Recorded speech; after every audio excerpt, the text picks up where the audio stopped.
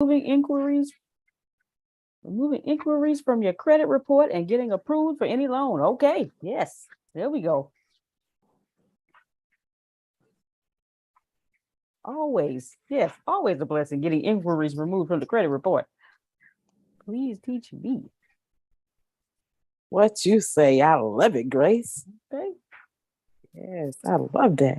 Hello. All right, we must be getting started early because he hit the record button early. Listen, good morning, y'all. Welcome to today's daily meeting. Glad to have you all on. Good morning, Mr. Derek, Tanisha. Good morning. I believe that's Tyrell. There he is. Good morning. There he is. Good morning, the man, the myth, the Good legend. morning. Good morning. Good morning, founder and CEO of the ATSJR Companies, Mr. Antonio T. Smith Jr. Yes, thank you all for being such good earthlings. We do appreciate you. I'm sure you have paid your maximum amount of taxes, and hopefully we can stop you from doing that and you just pay your fair share instead of the maximum amount. Fair share is good enough. Fair share is good enough. All right, this is Personal Finance Class 81.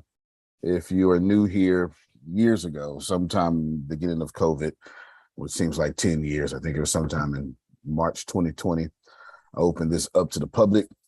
It was morning meeting, and I opened it up so everybody can steal.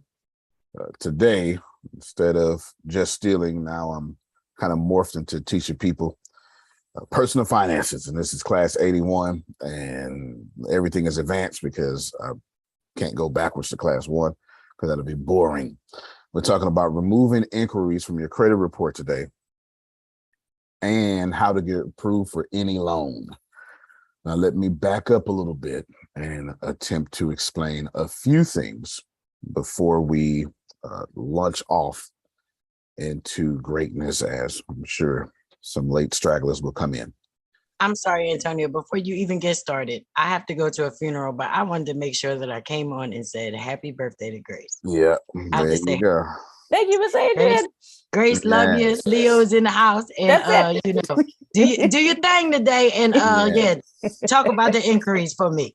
Yes, got you. Love you, boy. Happy birthday, baby. Thank you. Happy birthday. We definitely are gonna do that. I'm gonna wait for a few more people to file on in here. But thank you, Adrian. Happy birthday, Grace. Yes, Grace is 55. It is. Yes, 55 years old. Ain't that right, Grace? It's a track about 13 years. We all right. Oh, okay. So she's 42. All right, then. She's 42. How long you been Baptist? Yes, happy birthday. All 42 of these years. All 42 of those years Baptist. Now, what kind of Baptist you been? You been like the liberal Baptist, or can you wear pants to church Baptist? Okay, you know what? If I was new now I could. But no. Okay, Not at all. Because I've been a member since forever. No, you don't fit with no pants. Yeah. So she the Baptist that can't. The women can't wear pants to church. Baptist. He didn't calm down now. You know. Calm down now. Yes. There you go. That's real Baptist there, y'all. You don't know about that Baptist. You don't know about that Baptist. You wear them church hats? No, I don't. Now I could. Okay, but my mama does. Yes, she works some. She works some. You need to go ahead and put them stockings back on now. Oh my God, no. Young folk are always taking off your stockings. You put them stockings back on. Now, put them damn stockings back on. That's what you do, young folk.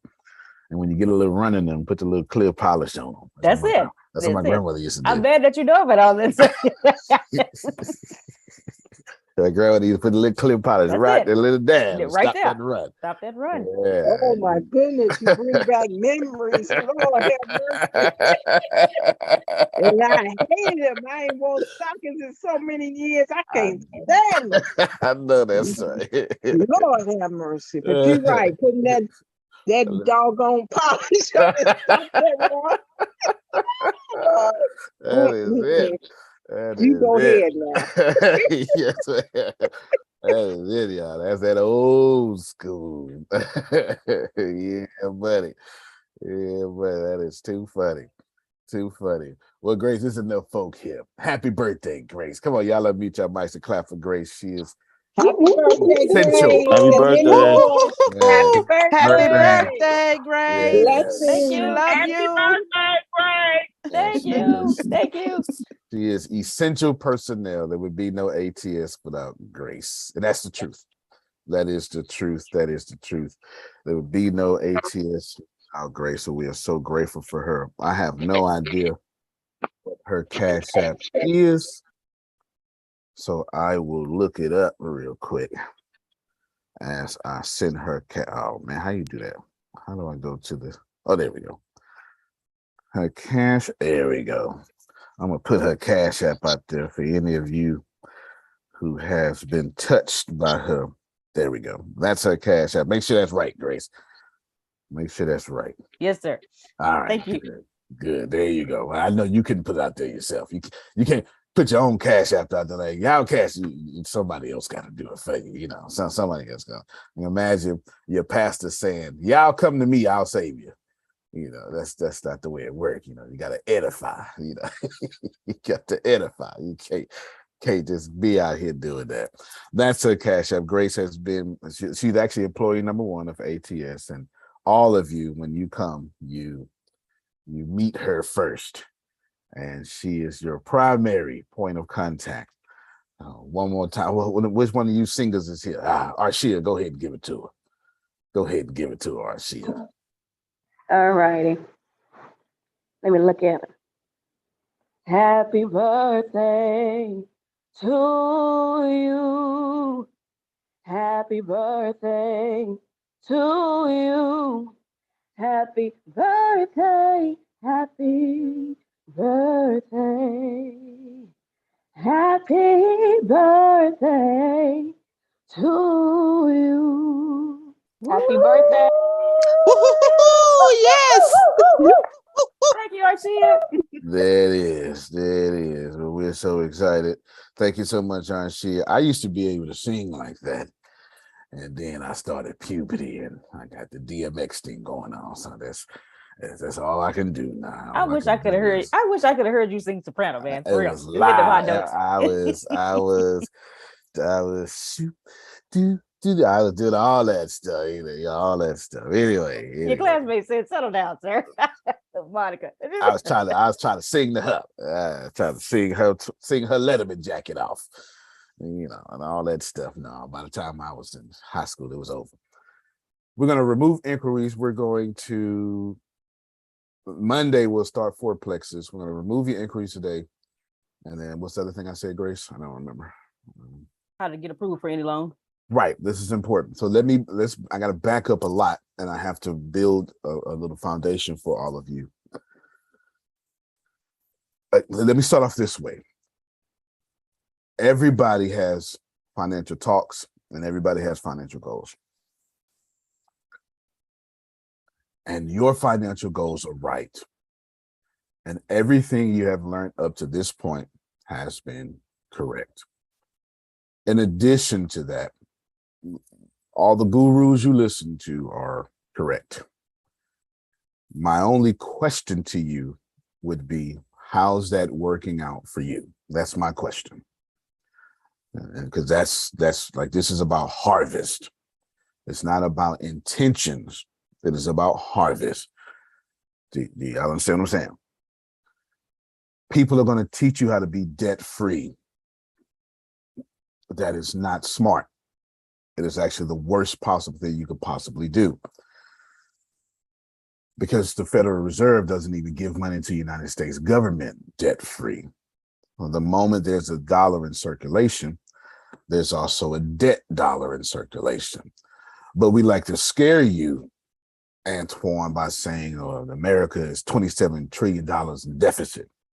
It also means America has $27 trillion in circulation. The only time money has actually disappeared, which money is not a real thing, but the only time any argument can be posed that money disappeared was Black Tuesday, that it didn't cause the Great Recession, but it sure enough said we're in a Great Recession. There's other factors that caused the Great Recession. You had dust bowls going on, banks foreclosed on way too many properties and held them for way too long. And then they were giving out those terrible loans that we just repeated in 2008. And then you had a full decade of roaring 20s of plenty. So it was bound to happen. It just didn't have to happen that bad. In addition to that, you had the institution of the Federal Reserve in 1913 that led to the devaluation of the US dollar. And at the height of the Industrial Revolution, and America became the greatest importer and exporter of all time, of all the countries, of all the continents, still mostly, that kind of connected the world in a way it hadn't connected before. So all those are factors that happened before. But Black Tuesday, money literally disappeared out of thin air. They went to go get their stuff out of stocks and it wasn't there. Everybody pulled out at the same time and everything crashed. There is your 6-week lesson of Western Civ 2. You're welcome. I just went on ahead and gave you some of them college degrees. It takes about 6 weeks to cover all that. Today, money doesn't exist even more. We're under a fiat system. So in order for you to understand everything that I'm going to tell you, I have to give you about 12 things that you need to write down. Some of them you heard me say before. Some of them you have not. The reason why you need these things is because once I start talking about removing your inquiries and getting approved for any loan that you want to get approved for, I don't want you spending money. If you have a credit card and you use your credit card to pay your bills, slap your hands. That's not what you're supposed to be doing. They're all slapping his hands. There are only 2 reasons that you should ever use your credit card to pay bills. Reason number 1 is because you're going to pay that balance off before it ever reports. That means you spend, you get. You would not roll over any balance. The reason some people do that, wealthy people do that, it's because of 2 reasons. I do apologize. This is class 81. We on doctorate level stuff. So I'm about to give you straight doctorate level stuff. You just got to catch up. Reason number 1 is bifurcated. Why would a wealthy person use a credit card for all their purchases? For one, there's your ledger. There's your electronic ledger documenting all your purchases. So now when it's time for you to go and do your taxes or all the stuff you do or balance your book, the credit card company is doing that for you. What's the second reason? Because debit cards are not only useless, but they are traps. And some of the worst things that ever happened to any economy, debit cards. And I know that goes against what you are taught, which is why I'm giving you all these preliminary things, because if you have goals of being rich, my financial advice is too high for you. If you have goals of signing rich people's checks, then I'm your man. There's a big difference here. I did not know debit cards were a trap. Trap, wow. Dumpster juice, hot dog water is what Renee would say. Why? Because they offer no real protections, one, and then plus, I mean, they just make you spend money too fast, but that's not why. When you use a credit card for all your purchases, that ain't your money, Antoine. That's the bank money, and the bank protects their money. So if anything happens, you report it to the bank. You ain't got to worry about no fraud alert. They get their money back immediately because you spent their money. And how much do you think the bank protects their money more than your cash? Ooh, 100% protects their money. I never even thought about it like that. Oh my God. You kind of got to get way up there, buddy, to even think like that. But you understand what I'm saying? And she ain't the only one. She's just the only one willing to admit it. When you use a credit card that's the only 2 reasons to use a credit card for all your purchases. I'm going to pay it off immediately. So I'm not carrying over a balance. I'm just using it for electronic ledger. And I'm using it for the bank's protection. So when they get identity theft or the gas station, somebody has those skimmers in the gas station and all that stuff, the bank is immediately protecting you because that's their money. Everybody got me? Outstanding. Other than that, your credit cards should not be used. They are not for use. They are for you having a 10% balance minimum, and they are business cards now.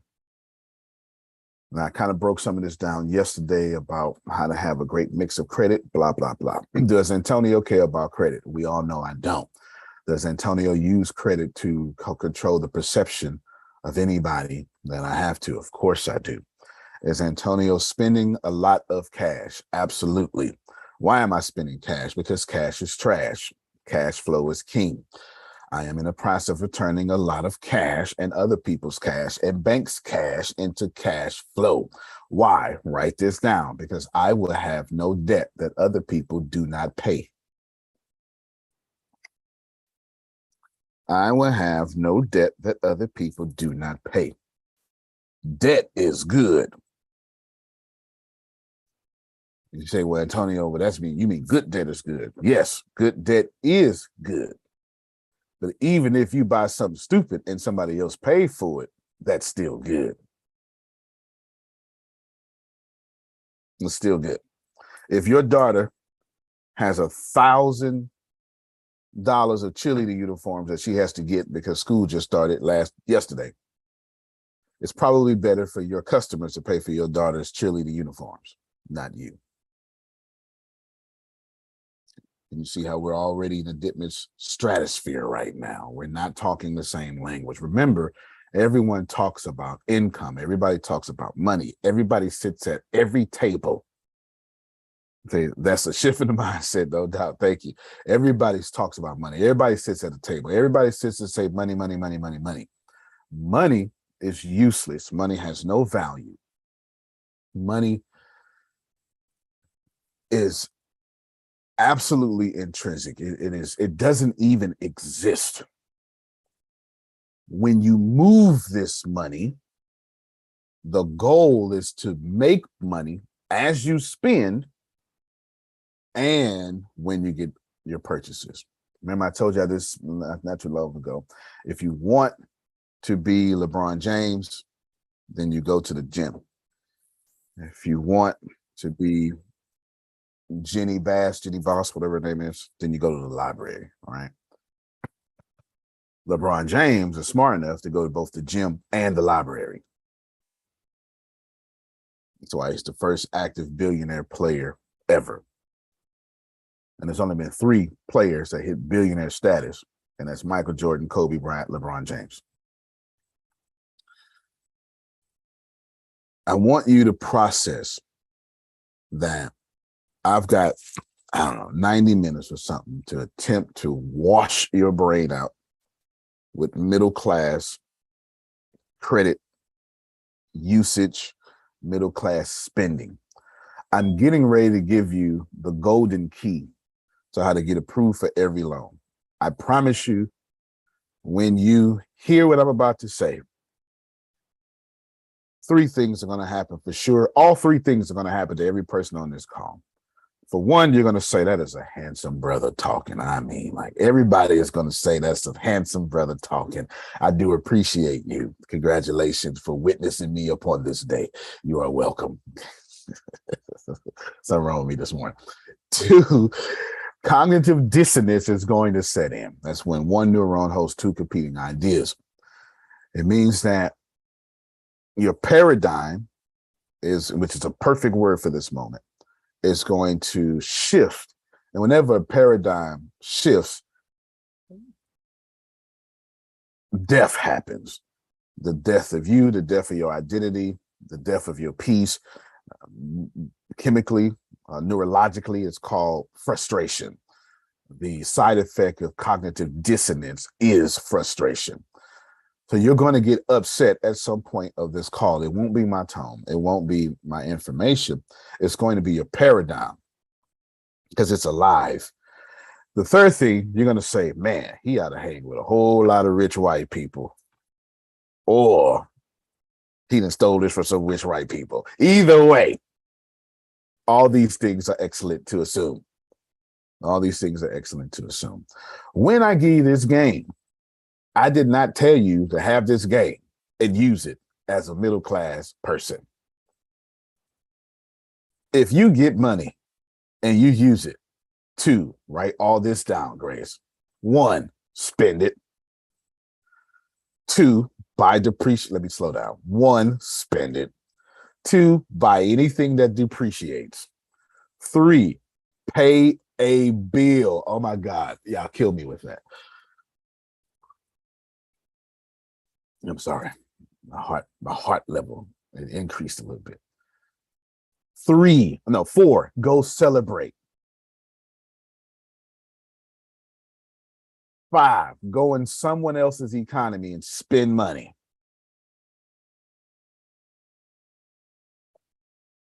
6, pay off your debt. Not only do you owe me 1,000 push-ups, but you shouldn't have learned these lessons. Here is what money is for. Oh, sorry. Here is what, let's define. So for the rest of this class, I'm going to split money. I'm going to bifurcate money. I'm going to split money into 2 things. Money as you know it, and money as the wealthy knows it. That's what I'm going to do. So here is what money as the wealthy is for. Creating cash flow through hard income producing assets to live a life filled with unearned income. To create cash flow through hard income producing assets to live a life filled and powered by unearned income. And to give you an idea of this, I'll give it to you in world and American history. Did you get all that, Grace? Grace is taking the official notes. Outstanding. Yes. To give you an idea, first off, there's nothing I've said so far you can read in a book. Don't even exist. To give you an idea of what I'm talking about, every world power on the planet became a world power through child labor and slave labor. Now, your revised history books in your school systems, your public school systems, are going to say the Industrial Revolution created superpowers. That is an incomplete truth. While the Industrial Revolution did create superpowers, who you think was in the factories?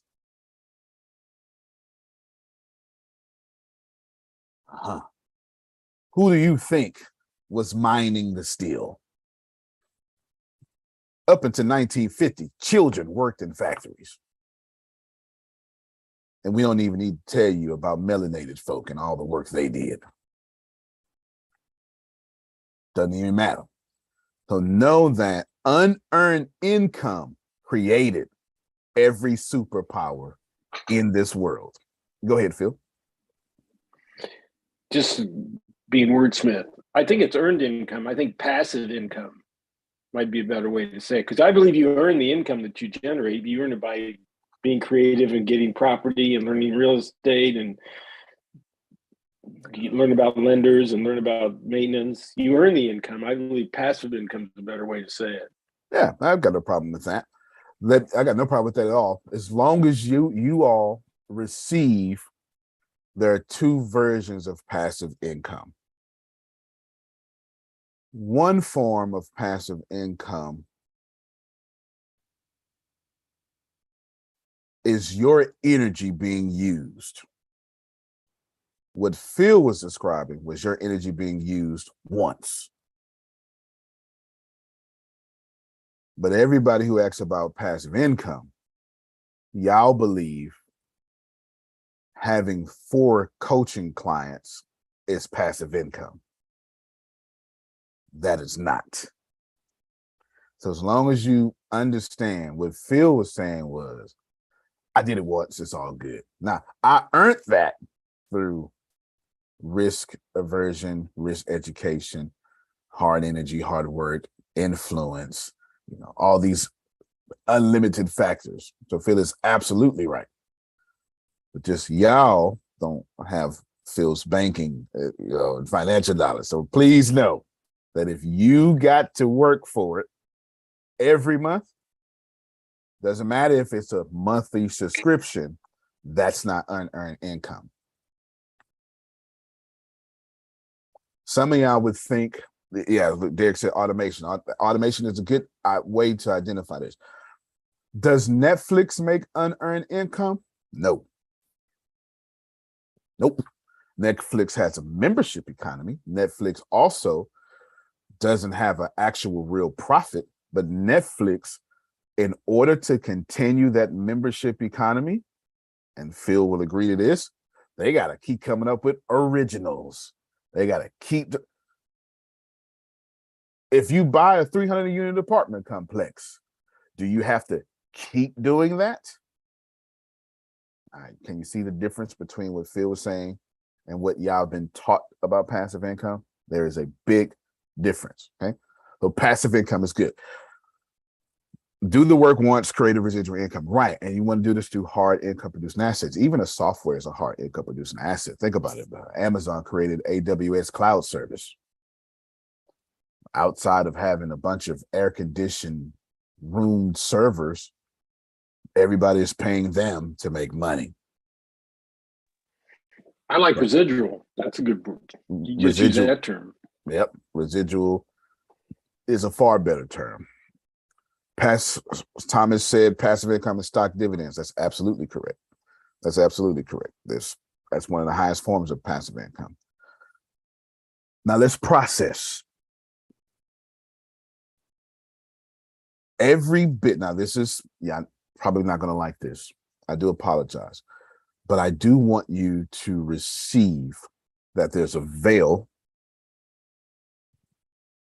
over your eyes, and you don't have to wonder if you're in the veil. How is your money working out for you? If the answer is, I got exactly everything I want, then you see through the veil. If the answer is, I got some of what I want, you don't see through the veil. It's that simple. Let's not make a egotistical deal of this.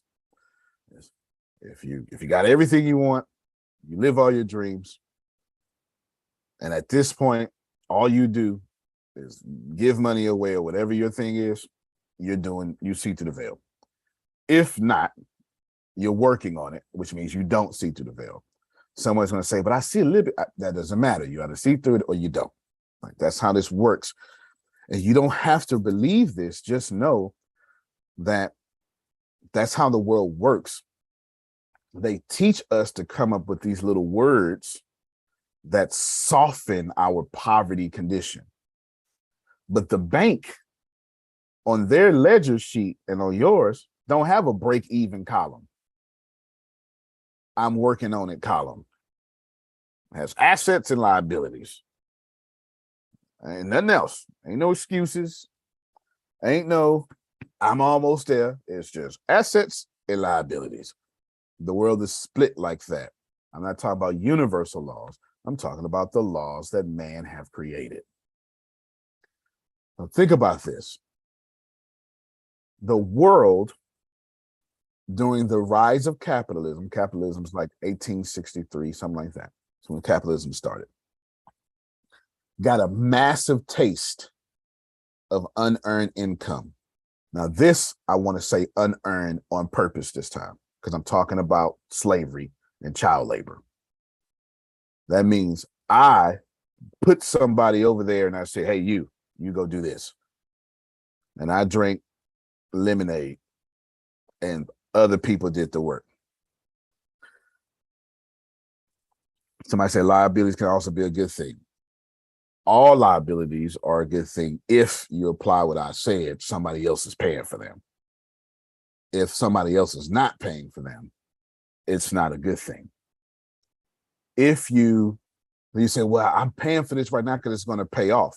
It's not a good thing until it pays off and somebody else pays off that thing. You're on your way to a good thing, but it's not a good thing. If money is coming out your pocket It's not a good thing. It's a middle class thing. And God didn't send you here to be the middle of anything. Amen. All right, let's keep rolling. The idea of you sir, you ma'am, you go to work and you pay me. We, like vampires, we bit into that. Tasted blood and can't get that blood out of our mouths.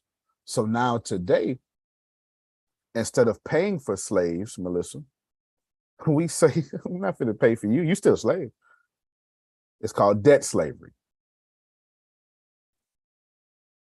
Debt slavery is when you put people in debt for a time of in perpetuity, an unspecified ending time. Well, you know, on my car loan, it's on a fixed note. No, it ain't. Yes, you're paying 60 months of fixed note, but they made sure your car had tools and parts in it that purposely break down within 2 years. It's part of the system. We can literally tell you what Saturn is doing right now, but we can't build a piston that won't break down. That makes no sense. Makes absolutely no sense. But of course, that's how we have attrition built into our system already.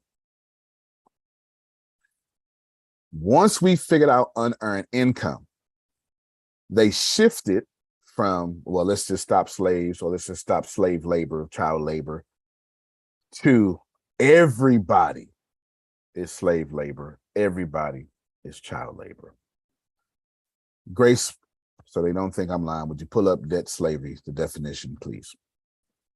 While Grace is pulling up debt slavery, please know, Black, white, Jew, or Gentile, if you do not have massive income, or if you don't have leprosy under a bridge somewhere, you are a slave. You either have to, in order to disconnect yourself from what's going on, debt slavery, debt bondage, also known as debt bondage, debt slavery is the most common form of modern slavery. Despite this, it's the least known. Debt bondage occurs when a person is forced to work to pay off a debt. Click on that, Grace. They are tricked into working for little or no pay.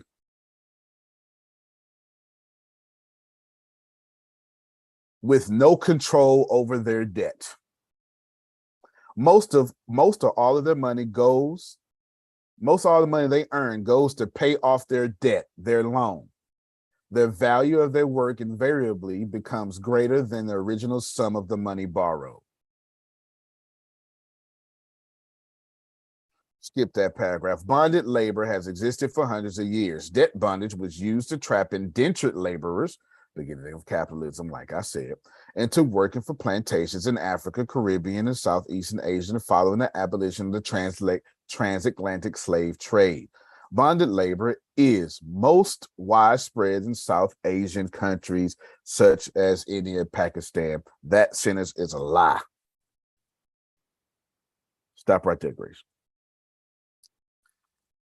If you got yourself up this morning and you have to work to pay somebody else, congratulations. You are a debt slave. You're in debt bondage. Can we see?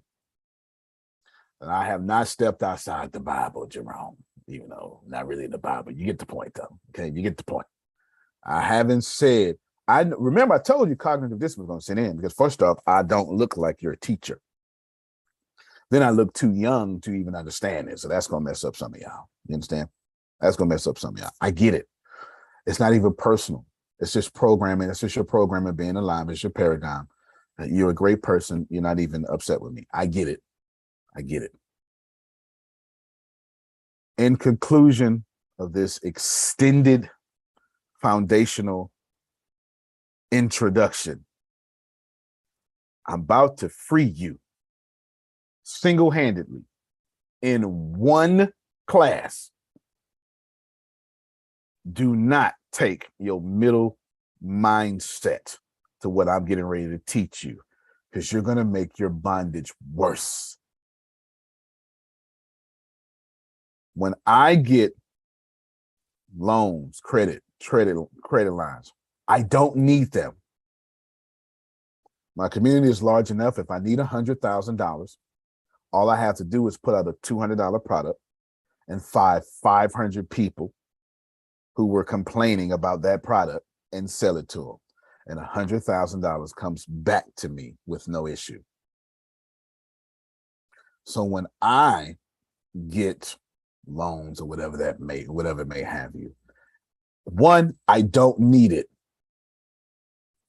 Please write this down, Grace.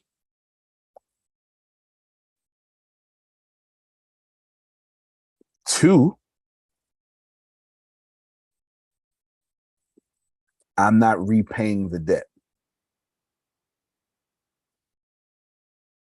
Three, it is creating I don't want to say unlimited, but it is creating a high level of cash flow, and it always goes into a hard income producing asset.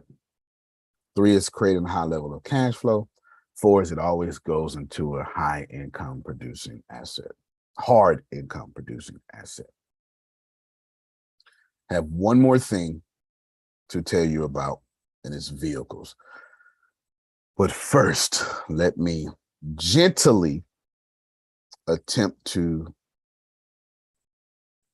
bring us all back to one page. It's 34 people on this call. I have no idea how many people on YouTube. It's going to be hundreds of thousands listening later on podcast. So we all can't walk with the same steps. So in order to have us on the same platform, let me address the four major personality types. I know there's 16, but there's four major ones, right? We can go back. Some of you have disagreed with everything I said the entire time. You are the easiest to address. Keep doing it. Just make sure your disagreement makes you prove me wrong and go research. And then in your research, admit that I'm wrong. Just do what I said and you'll be fine.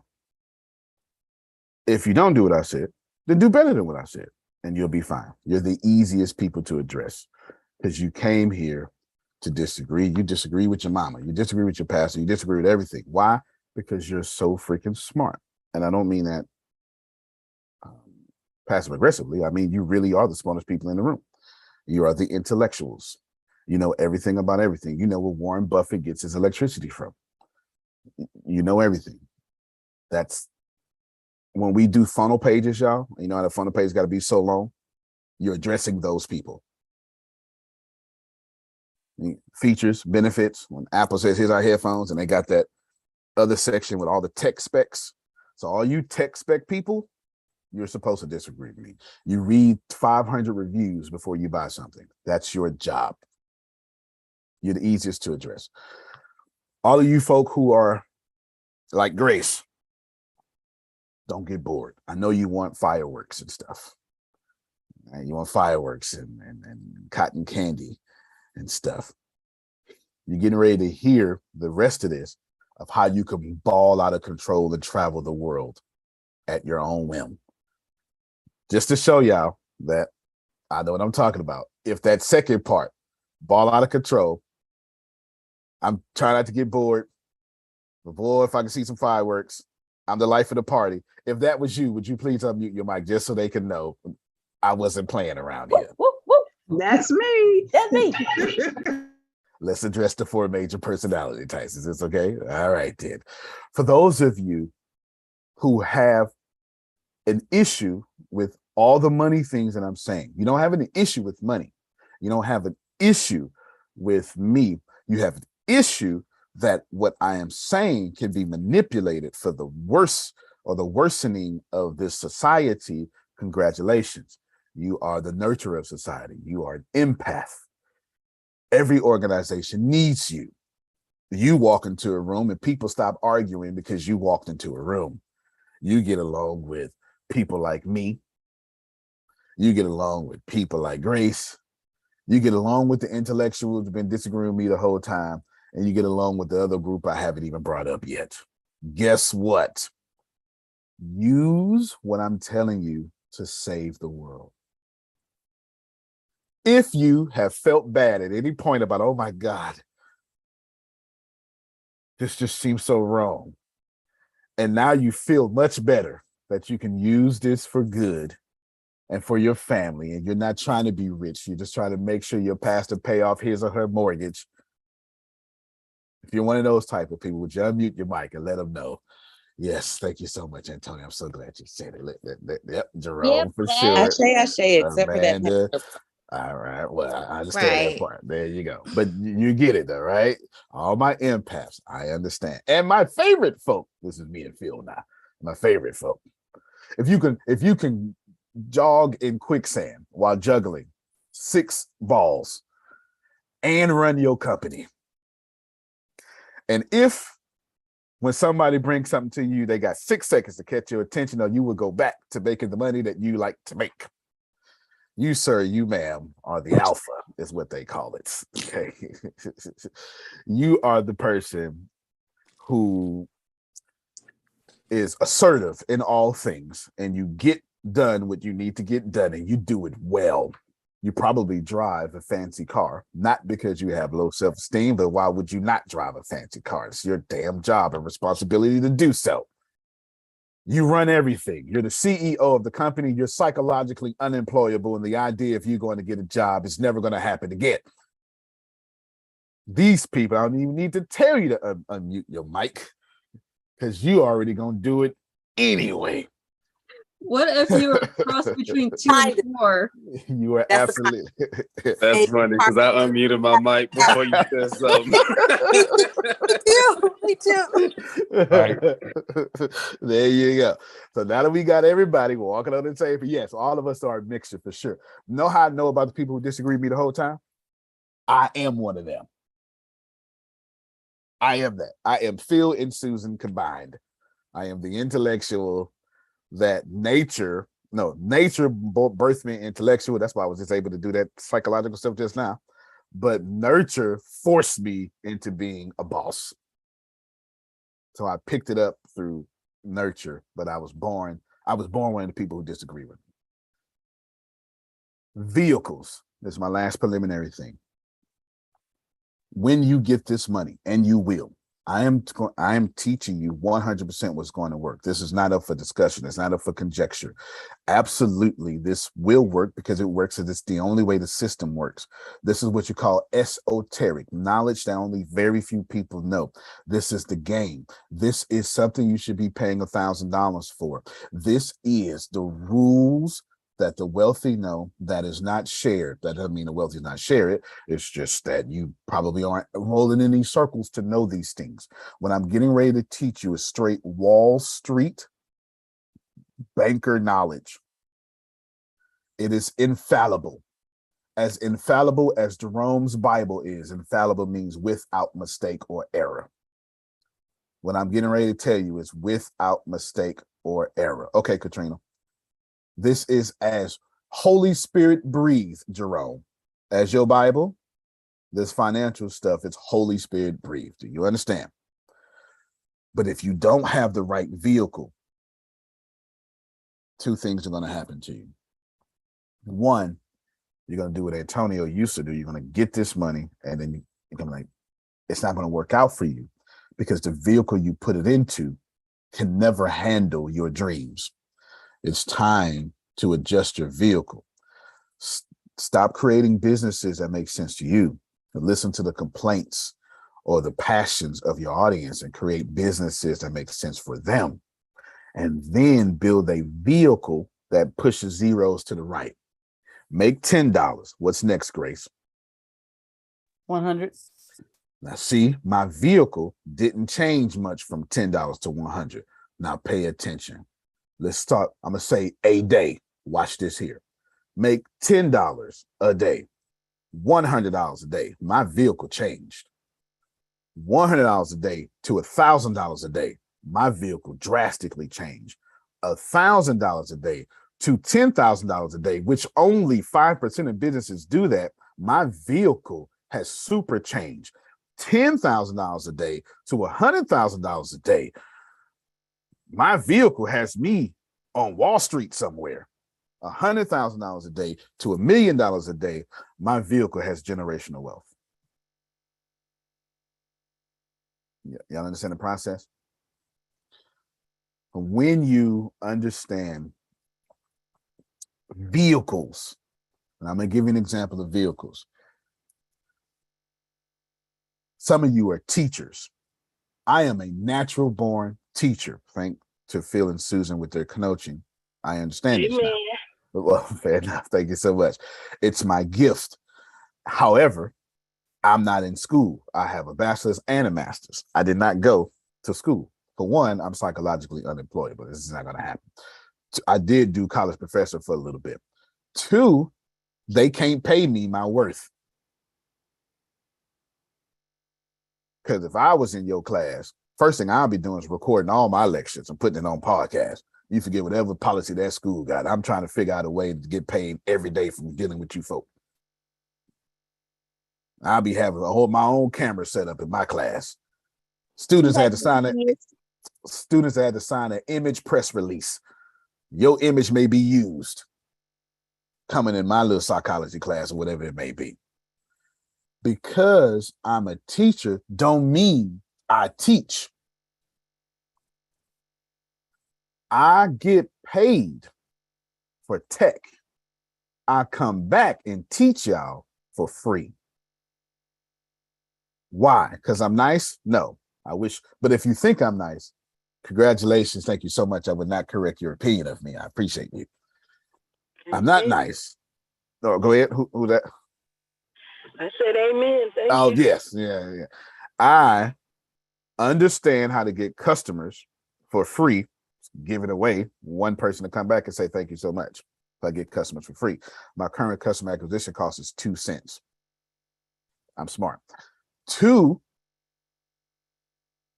I'm not going to stop teaching. It's my natural thing. So I might as well do it in a setting that makes me feel good. And since I have a very benevolent spirit, I give it away for free. What's my point there, Queen Chi? Some of y'all are coaches naturally. How's that coaching paying you? See what I did? Some of you are good with your hands. How's that landscaping paying you? Pay attention to your vehicle. Because just because you're good at landscaping doesn't mean you should be a landscaper. Maybe you should be, maybe you should have the CAD software, design landscaping. Maybe you should be a general contractor. I don't know. I can't tell you what to do with your, somebody just messaged me, hell, I'm quitting. That was during the coaching part. I understand. I started coaching, got out of coaching. It took me 3 months to get out of coaching. I didn't like it. I didn't like chasing people for money, for one. And then I really don't like one-on-one sessions because my brain be trying to go make millions of dollars and you be in front of me holding me up. And I just, that's just my brain. I wasn't good at I wasn't good at discipleship either, Antoine. I had to hire people for that. I was trying to get every lost soul I could see. I'm gone. I'm in prison ministry. I'm doing all this stuff because sitting down talking to y'all about the Bible is getting on my nerves. We got some folk out there dying. Let's go. That's me. I'm not telling you I'm right. I'm just telling you when you know that you're a leader that's always out front knocking down walls, you don't typically do well with discipleship. I had to sit down for 4 years under someone smarter than me just to learn how to disciple and care for people and make them the most important thing of the day. I had to learn how to do that. That's not natural for my personalities. I'm a lion and I'm an intellectual. There's nothing about a lion or an intellectual that gives a damn about your opinion. As an intellectual, I think you need to stop talking to me because I'm too smart. as a lion, I really feel like you shouldn't even be talking to me. I'm too busy. So there's nothing about my personalities that go together that make me as nice as I am today. I had to nurture that and bring that up. Somebody just messaged and said, I prefer one-on-one sessions. There are many of you that prefer one-on-one sessions. Some of you in churches, you've never invited anybody to church except for that one person, and that one person's whole life has changed. Why? Because you spent 26 years discipling to that one person just to bring them to this place. Everybody is different. How can you get no, I don't want to do that one first. How to get inquiries removed from your credit report. Grace, I got you. I'm going to talk and I'm going to paste at the same time. Okay. I wrote all this down. So I'm going to talk and I'm going to paste. Much. Yes, I got you. I got you. If you have too many inquiries on your credit report, credit bureaus are going to think that, hold on. Credit bureaus are, hold on real quick, because Deanna just texted me out. Wrong phone. Yes, Deanna, are you safe? Okay. She has a family emergency, so I had to. Yes, on the road to the location. You got them? Yes. All right, tell them I say hi. Got them. Okay. All right, good. Yeah, she's got a family emergency, so I got to check my phone. Okay, now making sure we ain't got to go hoorah now. No, not that kind of family emergency. All right. No. Excuse me, Antonio. Yes, sir. Was Melissa successful? I'm sorry, I missed the first part of the meeting. I had to drop off the funeral. Yeah, sure not. No, I forgot to bring it up. She was successful, but the bank, but the bank doesn't do that particular thing. But successful in the fact that she got a new relationship and we now know what to do. We got far more information than we had. We got real information, not hypothetical information. Oh, goody. Yes, but we are one step closer to making sure that her $33 million becomes in her Yes, I'm keeping account. track of that because I'm trying to get myself in position, and I'm that's why you. And I missed the first part of the meeting because some people got to bury everybody in Philly. Well, I understand. Anthony, I promise, as soon as we get this little hiccup taken care of, you will have a phone call or a text message that says you gotta be investing because you have 48 hours. Bless you because I've already done the paperwork and the cracking is already on the way. I understand for sure. I'm looking with me, Melissa and Deanna meeting up in Vegas on the 15th, and I plan on, besides doing a bunch of artificial intelligence stuff, I'm going to iron out most of those details in person. In fact, I might even record it all too, because free content. Why not? Why not record it? Get paid for it. Put it on a podcast or something. Well, we're going to do that. The credit bureaus. Now, for those of you who don't know, one of the deals we got going on right now is a $33 million deal, and that's with Melissa and blah blah blah. We got some other deals going on too. But anyway, if you got too many inquiries, there you go, on your credit report, the credit bureaus are going to think that you're hunting around too much. They're going to think that you are desperate for money. Rich people rule number 1: always borrow money when you do not need it, because when you do need it, your credit report will show it and they will not give it to you. I learned that from a Wall Street banker about 10 years ago, and I'm glad I did. Repeat that rule for me, please. Always borrow money when you do not need it, because when you do need it, they will not give it to you because your credit report will scream you don't need it. And they will send it to you. They would say, Ms. Frieda, we can't give this loan to you, or we can't approve your application because too many recent inquiries. They will tell you that. Too many high balances. They will absolutely tell you that. And they would tell you that directly. And everything I just read is right here. Right now we are in the how to get inquiries removed off your credit report thingy. Right there. That's the title. And I wrote all this down, Grace, because I knew I was going to have to go fast. Step number 1. So, Antonio, well, how do I do it? Well, this isn't something you can do over the phone. Not necessarily. 99% not necessarily. This is something that you have to be administrative with. You're going to file a complaint with the Federal Trade Commission. You're going to go on their website to file a complaint about whatever inquiries you may have. Credit bureaus want to see that the inquiries are fraudulent or some other stuff, or unnecessary. There's some other stuff. Make sure you get your complaint. Make sure you get your complaint along with your dispute reason. A list of inquiries that you are going to dispute is necessary, and 2 forms of identification. Bam. Copy and paste. There you go, Grace. I got you. Restating that in simpler language. You have to tell the bureaus why you're disputing this and have a list of all the things you're going to dispute. There's a reason why I'm teaching you this, and I'll save it to the end of why you want to get your inquiries removed. Besides the fact that Adonia has an 840 credit score, she can't have that if she got 22 inquiries. Besides that obvious fact, you always, I'll give you a reason now. Well, one of the reasons now, you always want your credit profile looking like you're bankable.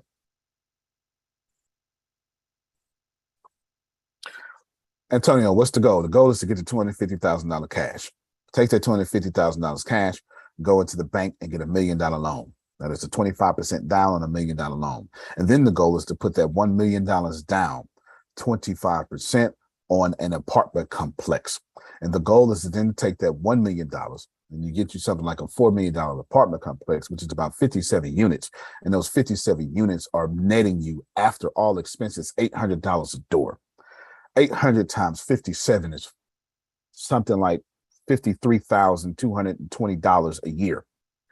Now, a month, excuse me. Now that you're doing that, you now have that 55,000 turn around and pay off all your bills. And now you have a $4 million net worth, but you're only $250,000 invested.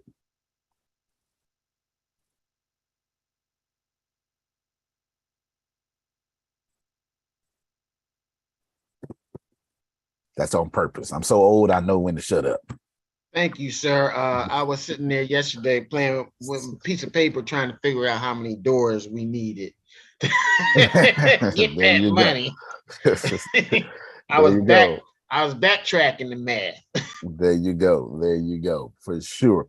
I forgot real quick. Renee, do me a favor. Let me pause for here. I forgot to give Renee and Amanda an opportunity. I told you to remind me earlier. I knew I was going to forget. Yeah, sorry. And I wasn't on earlier because I had to drop off Jay at a meeting. Okay, go ahead. Tell us about your opportunity or what you and Amanda just started, something like that. Okay. We are, can everyone hear me? Because I know I'm driving. But, yes, ma'am. Okay. Amanda and I are with Legal Shield, and for anyone, let me pull over here. For anyone that is with their business and they need legal help, like if you need to get your LLC together, if you need your like any kind of help where you need someone to look over your agreements with a lawyer, then we want to get you in front of a representative that can help you, so that you can get things ironed out. And also if you need a will, we can get that signed up. We can get you signed up for that as well.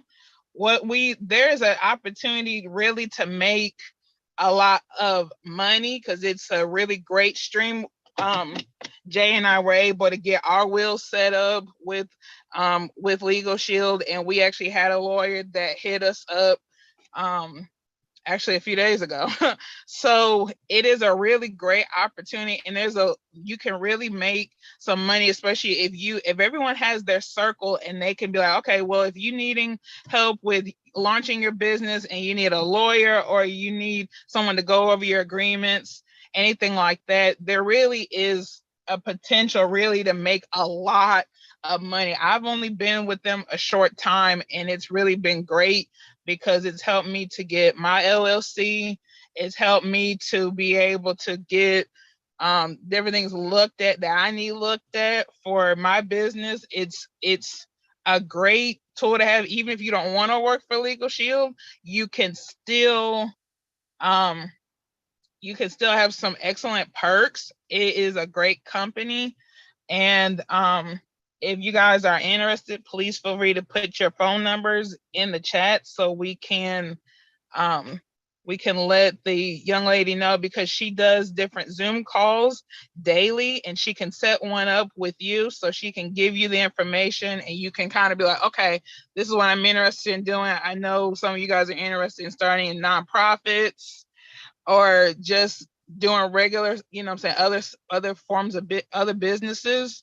It's a great tool to have. So if you guys are interested, please put your numbers in the chat, and so we can both get you in touch with Miss Eileen.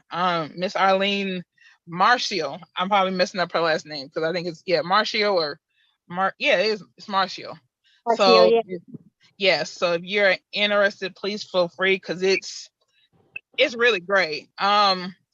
Legal help, wills. It also puts you where you have an on-demand contact with a lawyer. So if you're driving and you get pulled over and you're not comfortable, you can immediately call in and say, hey, I've gotten pulled over. I'm not comfortable. I'm not sure who's coming up to my car. And they will put that lawyer on the phone with you so that they can speak to the officers instead of you having to say anything.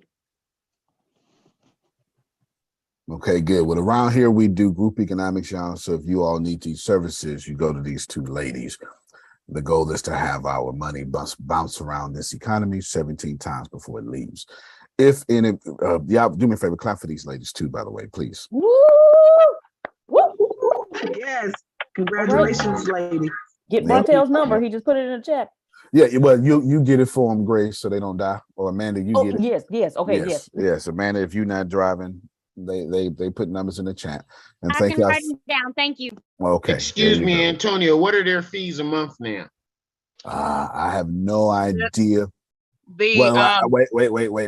Renee, what you're supposed to say is, you know what? I'm not sure. I've got some specifics. Let's jump off the line and talk about that. That's what you're supposed to say.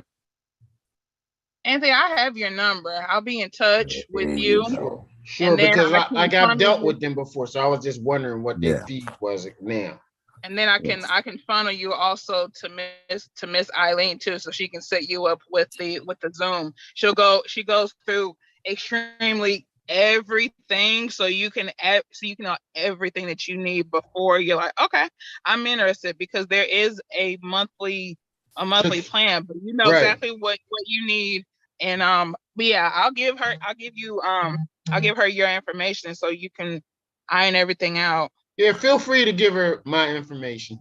There you go. Plus, I'm looking online right now. I see $29.95 a month. I see that right now. So there you go. Always let me. This is me. Now, Anthony wasn't asking a bad question or anything. In fact, he's one of our residential millionaires, and I was asking good questions. But I do want to teach y'all something, because that was perfect. Never, ever talk numbers. That's not how business works. I didn't say hide numbers. What I'm saying is, until you have presented your information, no numbers. All right. Do you understand? Now, if someone like me is just very persistent, I'm not talking about a sales process. I'll leave that to y'all. That's a different class. I'm not talking about any sales techniques, mirror this or that. I'm not even talking about overcoming objections. I leave all that to y'all in a different class. What I'm telling you is, if I ask you a question about fees that's not specific enough. Now, if I say how much it costs, what's the fixed agreement, and you can tell I'm the personality that wants this information up front, give me that. And then be blessed by that, because now that I gave you the price up front, I get to now build how much value it is and lower that price. But if I ask a question that forces you to only give me a lens view, an angle view of what you're talking about, do not fall into that trap. Do not. Just don't ever do it. There you go. Phil agrees. Don't ever do it. Won't ever do it. Give me up front. Always be honest. If you hear me say, what's the point? What am I getting into? That's my personality type. I'm one of those personality types that want it now. And then I'll talk to you. Just tell me what I'm getting into. That's just fine. You say, somebody likes to get straight to the point. I like to get straight to the point as well, Antonio. It costs $1,395 up front with a $500 monthly fee. If you allow, I'm going to tell you everything you get with that to show you exactly how inexpensive that actually is. And then you roll. Now you get to build all the value. And of course, if you do me like that, the first thing I'm going to say is, I love that, Antoine. I'm so glad you asked it. This is what it is. This is what it is. This is what it is. Now do me a favor, Antoine. Since I now have a good read on your personality, can you tell me the top 3 things that you need to hear in this presentation? Give a little presentation. Tell me the top 3 things that you need to hear to make sure that you know this is the most perfect thing ever. And I'll see if we match what you got going on. And from there, he done told me how to do my presentation. And if I ain't got those 3 things, ain't no sense in me talking to this man. But if I do, I know right where to aim my baseball. Get it? Outstanding. Just wanted to do that because that was relevant for right now. Good job. Congratulations to you, ladies. Thank the goal, you. You're very welcome. The goal is to get $250,000. Take that 25% down, put it down on $1 million. Take that $1 million, put it 25% down on the apartment complex. Take that $800 a month, 57 doors approximately-ish, walk away, have all that pay your bills, and in one transaction, you've created generational wealth. So when you remove your inquiries, like I'm trying to teach you, I'm teaching you how to stay bankable. Because if you're bankable, you are grantable. You $250,000 invested, but you got $4 million net worth. Then you take that $4 million, say, look at me, bank, which I'm about to teach out a little bit. Don't we got a good relationship? Look at what I've done. Won't you go ahead and take this $4 million collateral, automatically paying for itself. And you take that $4 million and you put it down to $16 million. Can't read this in the book. That's practitioner knowledge. All right, let's roll. Number 2, Grace, as far as what I just said was, you go to the FTC, you do all that complaints and attack. Equifax is the most lenient from my experience about removing inquiries. When it comes to inquiries, there we go. Slow my talking down. Equifax makes it better and faster for you to dispute your inquiries. They allow you to fax in your disputes so you don't have to wait all those times. Cool? Cool. All right, Equifax. Let me type this up, Grace. Equifax. There we go. Makes it better. You can absolutely just fax in your stuff.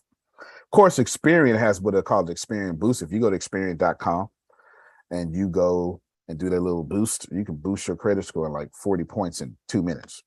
They actually have that. And literally, you can go to Experian.com. They have an Experian Boost. I have no idea how it works. I just know it works. I have no idea why they do it, but it's a whole bunch of reasons to have people come to Experian. I know that much with their little sorry sales. Go ahead, Melissa. It really does work. It does. It takes a 560 credit score up to almost 600. It's insane. I have no idea what they do, but whatever they do, it's doable and it's free. Well, it's not free. It is free, but it's in their monthly retainer range that you got to do, which is only like $29. So you'll be okay. Excuse me, Antonio, do the lenders like choose who they want to report their stuff to? Yes, but they already choose up front. Like most lenders will have a relationship with somebody already. So what'll happen is this lender always, in fact, I found out here recently from Ken, most car people pull from Experian regardless. But you have most lenders will pull from TransUnion or pull from Equifax or pull, sometimes they'll pull from two.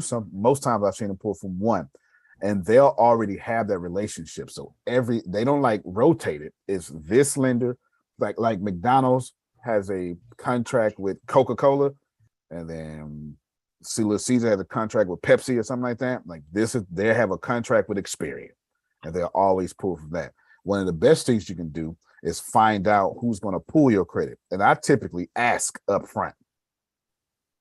And most people are honest because you can't pull my credit without my permission, and you can't hide who you pulling my credit from. It's Fair Consumer Act. And anybody who don't want to tell me that, that's a red flag for me, and I typically don't want you touching my credit at that point. You know what I'm saying? I don't want you touching my credit at all. So and plus you can always Google, and a lot of times Google will have the answer of who's pulling what. Which companies pull, because there's people like me writing blogs about it, stuff like that. Very good question. Go ahead, Shelly. Good morning.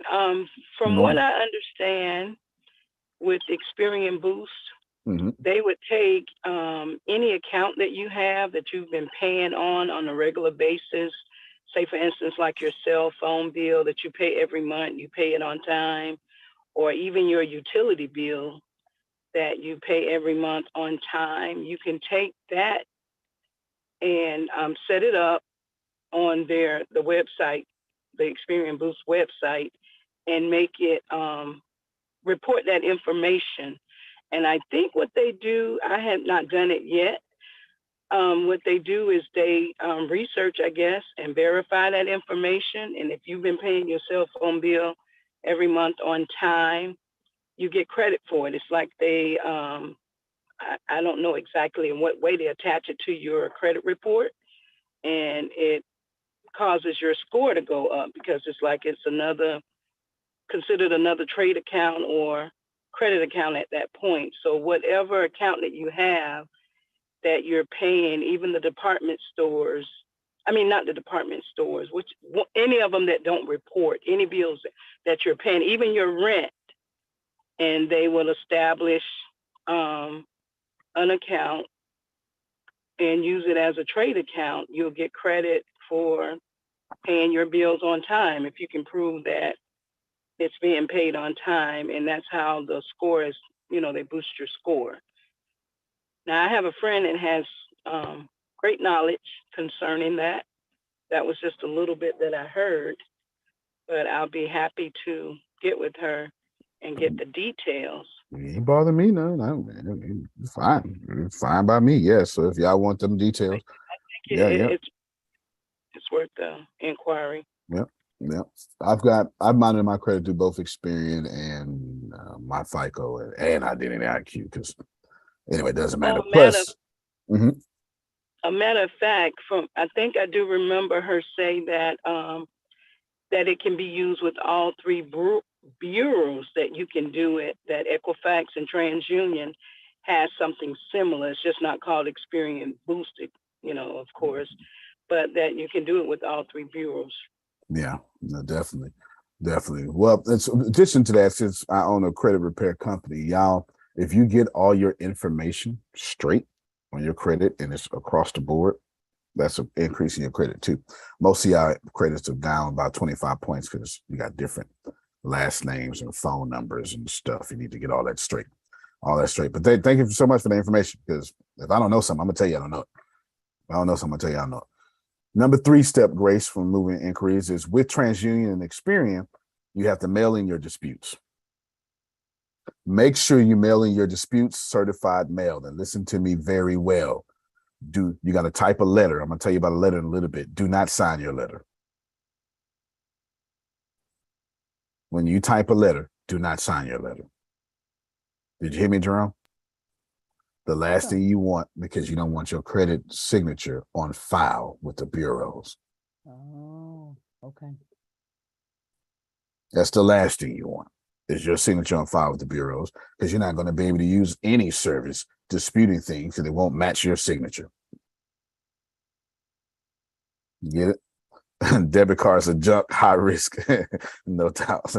Credit cards have to pay things. If you pay off every 30 months, usually 30 days or less, but exercise your cards and keep them active. That's Thomas. I completely agree. You get me? Don't put when you write this letter, do not sign your letter. It's not necessary, but send it certified mail. You can't use any third-party services or do anything. You can't even do an electronic signature if you have your signature on file. Don't do that. Usually, I'm sorry, did I paste that, Grace? No, my bad. Here you go. Thank you. Mm-hmm. Usually your inquiries begin to fall off your credit report about the third week. So if you see it 3 weeks in, give it a little time, but don't be afraid to reach back out, etc. Let's see, what else? If the representative that is handling and disputing your credit inquiry over the phone with you, if you can get them on the phone, which I've done, then you can get that off in 3 days. I've done that. You can actually, Experian, I think, actually makes it pretty easy to freeze and unfreeze your account. I just froze and unfroze mine not too far ago, maybe a month ago. Usually, you can get inquiries off your credit report in 30 days. How can I get them off in about 24 hours? Well, that's a good story, and we can still roll with that story. Grace, I think I repeated some of this information right here when I just pasted. This is not book knowledge, so y'all make sure y'all take these notes.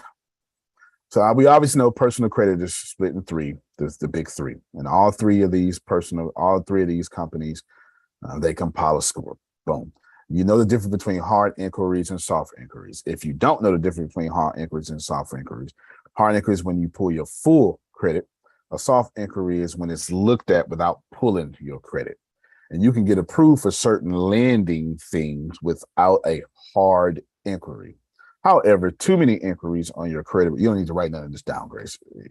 Too many inquiries on your credit report can prevent you from getting new credit. You need to write this down, Grace. So you want to follow what is commonly known as the 542 rule. Certain companies do not want you to have more than 5 inquiries in the last 24 months. Absolutely. Dyslexia hit me.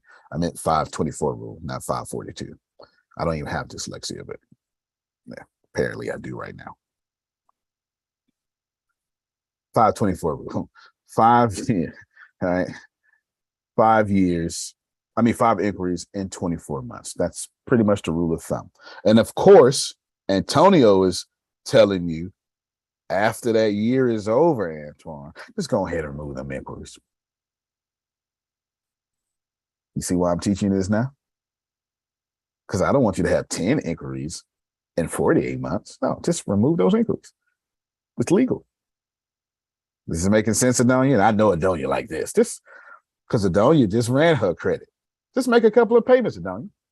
And then go and remove that inquiry.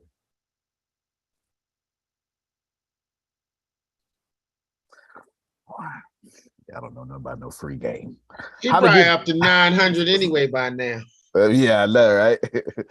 How to get hard inquiries removed. You could also have an inquiry. Yes, that's what, absolutely. How to get hard inquiries removed from your credit. Well, when it comes to inquiries, typically the burden of proof is on the person who has reported the information. I said typically because there's always rules to exception, but this is most of the time. If you feel that your inquiries on your credit shouldn't be there, you have absolutely the fair right to have that inquiry removed, and there's really pretty much nothing they can do about it. Before writing your letter, you need to make sure that, I got to break this down, Grace, in simple talk. Before writing your letter, make sure that you're not disputing the inquiry with who pulled your credit. How do I explain that? Don't go to the loan officer, go to the bureau. You get what I'm saying? Like, don't go to whoever is doing your deal. You need to go to Equifax, Experian, TransUnion. All right, so hopefully that makes sense to y'all. Before you send your letters in the credit bureaus, you want to have your inquiries, have a list of the inquiries you want removed so you can do this all in one round. Making sense to you? Outstanding. And of course, if you need to freeze your account for any reason, Experian, you can go directly to Experian.com. I just did it and just undid it. You can actually call to and do it over the phone if they got your stuff, if they got enough information on file, which they do. And then of course, there's 2 companies that I know of. It could be more, but I only know of 2 outside of that. And it's Sage Stream and LexisNexis. Okay. Bam. I just pasted all that for you, Grace. Worry not. Cool. Outstanding. Just paste it off for you. Happy birthday. After you've frozen your accounts, let me just say this. I go directly to all sources. When I copyright a book, I go right to the Library of Congress. When I start a new business, I go right to the comptroller, whatever state I'm starting a business into. Now, of course, depending on that business, if I'm getting a 300 unit apartment complex and I'm starting an LLC for that 300 unit apartment complex, then I'm going to my lawyer to get certain protections. And I'm only ever, I'm glad I brought this up by accident, Queen Chief. Y'all stop putting everything under y'all LLCs or your corporation, all that stuff like that. You need to, they're easy to open. This is rich people knowledge. So I don't even know what to tell you. First off, you don't need nothing in your name. So I'm not making that argument. I'm talking about if I sue you, I get to sue everything in that LLC. So if you got a 300 unit apartment complex and your business, which is what y'all do, and another apartment complex, and another apartment complex, and 5 houses, and 40 houses, and you overcharge my account by $1,000 and then cause me heartache and grief, and I sue you, instead of getting $1,000, I'm getting 1 million because you kept everything in that LLC. As long as you're making money, there's somebody who don't want to do the work you did and take it. So am I doing it right by opening a different LLC for each entity that I want to do and putting like one thing under each thing? That way, if they come after that, it's just that they get? Yeah, or is that not right either? No, that is right. But but what you're doing is you just need to create a series LLC. That way you can stop spending all that money. A series LLC is the same thing that you're doing. What she's doing is she's creating LLCs. A series LLC is an LLC that has a parent company and a bunch of child companies. And you can open up these child LLCs for free. However, and I suggest you get a lawyer to do this. However, you're not allowed to commingle funds. And most of you entrepreneurs commingle funds. Each child company needs to have its own account. And it's because if you commingle the funds, by the time you get to court, the judge is going to be like, well, you didn't respect the protections, so we're not going to respect your series LLC. So you got to be very careful with that. You got to be very careful with that. Yeah. But what you're doing is a series LLC. You just don't have a series LLC. And I've taught a few people here that, stuff like that. Most of my, I won't say most, but I have series LLC for sure. And it's a blessing. Where I left off, Grace. I got it. This last part. Yeah, after you froze your account, because I want you to go to Fair Credit Act. Just Google it. Fair Credit Act. Fair Credit Act. Thank God for laws. Fair Credit Act. Go to it. Fair Credit Act directly, and then dispute the inaccuracies on your credit reports. But let me speed you up if y'all don't mind. Let me save you some heartache and some Google search. You're going to use section 604 to send the credit bureaus in order to get the inquiries removed or disputed and removed from your credit report if they cannot verify them. Section 604. Make sure you send Form 604 as certified mail. Do not sign the letter. I said that. And if they are not able to verify that your inquiries were initiated by you, they will have to move them for your credit report. Grace, which section are you going to use? 60. Wait a minute. 4. 4. There we go. You are welcome. You are welcome. You can Google that right now. Form 604 and save money. Or go to somebody like me to charge you $250 to do it. It's up to you. It is. It's up to you, right? It is.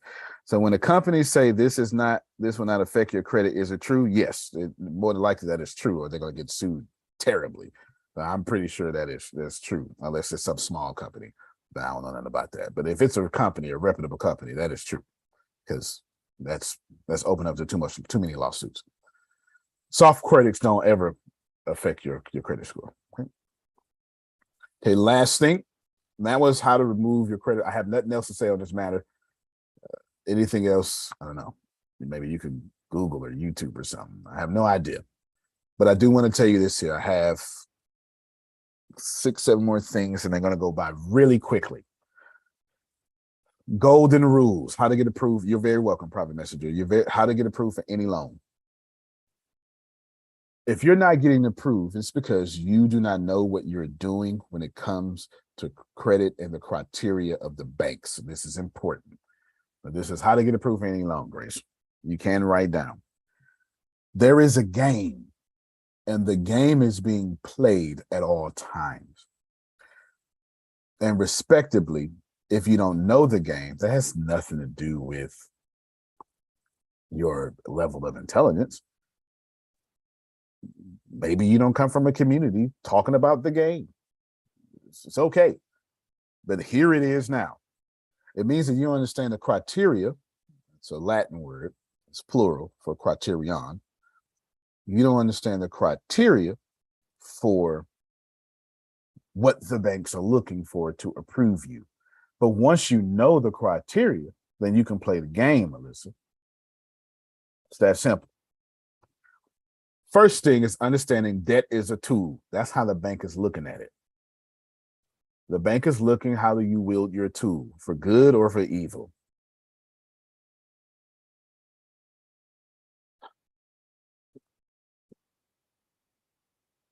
Stop listening to Dave Ramsey. I'm sorry. I tried so hard not to say that. I did. I tried so hard not to say it. I thought about it. Feel I said, man, it's just going to have karmic ramifications, but stop. You just stop it. You stop it right now, because you can't do business with that teaching. You just cannot do it. I'm so sorry. He has a lot of great information. The snowball effect that he come up with is fantastic. But I'm telling y'all, stop it. Go ahead, Miss Brenda. Oh, I was just going to say that I'm reading that book, that last one. And when you said that, I was like, oh my goodness. Yes. Because take the principles, but don't take them and try to do business with them. You can't get approved if you don't. Your bank thinks you're worthless if you can't manage debt. Okay. That's not me talking. The bank doesn't like you if you don't actively have debt. They don't like you. They don't trust you. They think you're a peasant. You have to show how you actively manage debt for good, not for bad. Y'all got me? All right. Yes, Thank sir. you. Got Thank you. you. Remember I told you at the beginning, if you're going to take this and spend it, you're wrong. And the bank is you're just not going to be blessed for that. Go ahead, Phil. Well, I think Dave Ramsey's advice is good if you plan to be an employee the rest of your life. I think it works. It makes sense. It's valuable. So if you want to be an employee, then he gives good advice. Fair enough. Absolutely. Way better said than what I said. Way better said. All right. So there's about 6 or 7 things here, Grace. I forget how many, but here you go. Obviously, you have to have a good credit score. Write that down. This is obviously. You have to have a good credit score. You can't get a good credit score unless you get credit. That makes sense. And you can't get credit if you don't have a credit score. That makes sense. So it's catch-22. It's unfair. It's unfair. So you start with a little debt. And as you're starting with a little debt, and you can get that little debt to give you some sort of credit score. So what can create credit scores? Credit cards, car loans, and then you build a good reputation with the credit companies. Currently, to my knowledge, there are A, B, C, D, E, F, 6 tiers of credit cards. It goes from A to F or 1 to 6. If you get a tier 1 credit card, you get approved for just about any other credit card for sure. A lot of y'all have heard the advice, don't get no credit cards. It's good for people being employees, going silently into the night, and when you die, you only remember for 1 generation. If that is your calling, by all means, handle that. That's not my calling. I want to be remembered 12 generations from now. That's my great-great-great-great-grandfather Antonio. Statue in the middle of the mansion, wherever them little kids that don't even respect me. I want them to walk around my painting, you understand, or whatever that may be. I don't want to die quietly.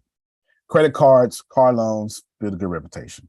Banks are also a good way to build a good credit report. You can go to your bank and say, hey, here's $250. Can you put this? They got ways that you can put it into like a CD and things like that. You just keep paying the payment on it. I've done it. When I first started off. Great ways to do it. It's not just a CD, but there's other ways because banks have done good jobs of adjusting. Secure credit cards are another way to do these things. Secure credit cards are a great way. Banks actually like debt. They want you in debt. And if you're making your payments on time, they want to give you more debt. But you don't need to be utilizing your full balance. 10% is what you want to do. I showed you that picture yesterday. I can't remember give me a second.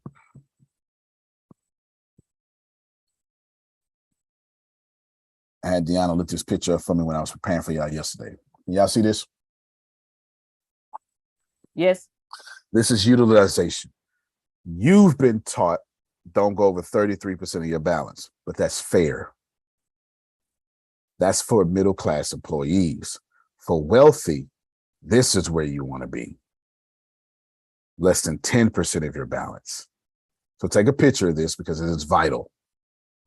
It is vital. This is the game being played that you have no idea about.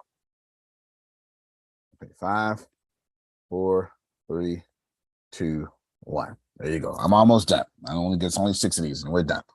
Because I got to go to the bank after this. And I got a podcast interview at 11. Where did I stop, Grace? That's after secure. You were saying banks are like. Oh, yeah. Okay, I was saying, there you go. Essentially, if you can't be trusted, you can't get a card. If you can, don't go over 10%. If you get a loan, make sure you never miss a payment. What's a good mix I should have, Antonio? 3 to 4 credit cards, or do you right? That's absolutely opposite of what you've been taught. Absolutely opposite of what you've been taught. 3 to 4 credit cards. It's a good mix. Good mix. Why is this a good mix? Because you're not using these credit cards. You're going up to 9% debt and you're showing that you can actively manage your debt. Some of you don't deserve credit cards because you're going to spend money. Don't do it. Number 2, you want to have cash on hand. So therefore, what you want to have is cash on hand. There's a physical term for this called reserves. So as you have cash on hand, you need to have it inside the bank account. That means the bank wants to see on your bank statements or in the bank, depending on who you're applying for, that you have enough reserves. Antonio, what is a good amount of reserves? 10 times more than what you can spend. I know you've been taught 6-month reserves, but the bank really wants to see 10 times more than what you're going to, 1, put as a down payment, 2, have as monthly payments. Thomas City has 5. 1 is high limit for emergency, and I feel it. That's a good mix, very good mix. Very good mix. You can have 20 if you want to. Well, they don't give you more than 20, but well, possible. I know you can have more than 20 loans, but credit cards aren't necessarily loans. So you gotta have these cash in reserve. It's about 10 times what you needed. So that's about a year's worth of reserves. The bank would approve if you have 6 months in a down payment, though. Don't get it twisted. That's number 2. Number 3, I'll copy and paste number 2 here in a second, Grace. You have to have good income. This is important. So right now, I just said the bank wants you to have good credit, good cash, good income. That's very important. I'm giving you the game. So what does good income mean? Well, most common places, Grace, that you don't get approved for a loan is because your income wasn't satisfactory. So right now, if you haven't got approved, something was wrong with your credit, something was wrong with your reserves, or something was wrong with your income. I'm not done yet, but can you see how this is making solid sense? Because if you know the game, you can play the game.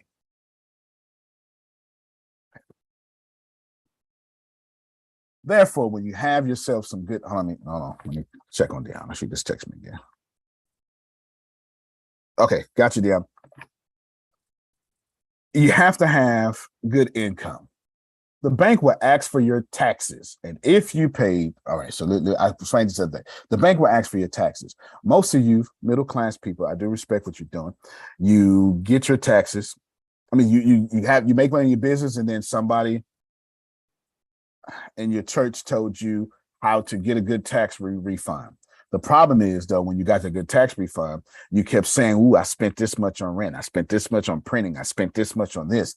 So now your taxes say you don't make any money because you took a loss, and you're telling the government legally that I make less money than what my company keeps. So now you're in a negative cash flow or even cash flow. Because all of you have tried, when you're an entrepreneur, they're going to tell you send in your last 2 years of tax returns. When it comes to getting paid for everything in credit, I need to tell you, it is pay for play. You got to pay your fair share of taxes. I'm not telling you pay too much taxes, because I certainly don't. What I am telling you is you can't apply for something and then also report a total loss. They only let you do that for 3 years before they start flagging you or shutting down your company. Remember that, because most of y'all, and if you be honest with yourself, have been telling the IRS, boom, I don't make no money. Y'all understand? Don't do that to yourself.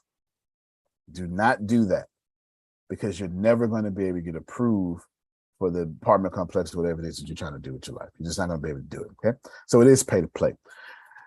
To get it approved for a loan, you need to show taxable income. That's what's important here.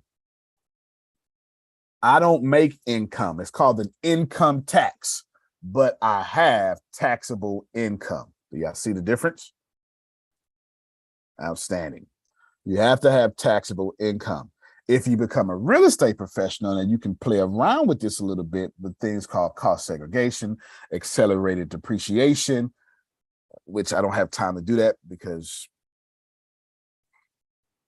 your apartment complex is going to have the strategies in which you can have accelerated depreciation of your apartment complex. It's not you taking a loss. It's thank God for Republicans thing right here, to where you can have accelerated depreciation that goes, and then the bank will be owing you money or things like that. You can look up accelerated depreciation. I don't have time for it in this call right now. Plus, I'm not doing real estate at this moment. The bank will allow you to use these things. So that is 2 and 3.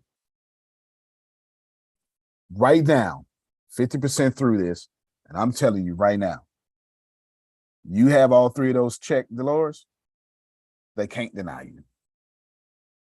If one deny you, the next one will approve you. It doesn't matter. It's 100% guaranteed. Number 4, debt to income ratio. How many of y'all went tried to apply for a house or something and they hit you with that debt to income ratio? They love that one. Oh, they love that one. Yeah, buddy, they love that one for sure. That debt to income ratio. Then what they're going to do is they're going to look at your income from your taxes and compare that to your debt.